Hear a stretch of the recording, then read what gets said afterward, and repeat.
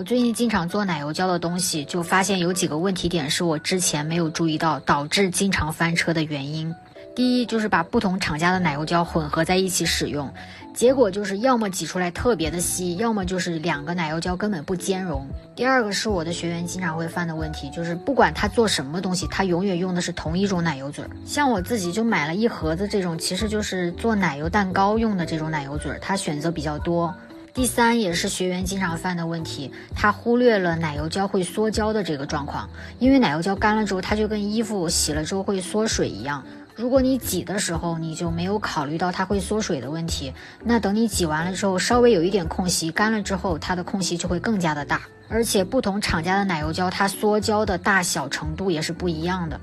这个本儿已经做完了，你不会真以为这是个笔记本吧？打开给你看一看哈，它其实是一个票据或者证件的收纳本。应该有人跟我一样吧，很多重要的票据塞得到处都是，找的时候又焦头烂额的。这个本儿就是为我量身打造的。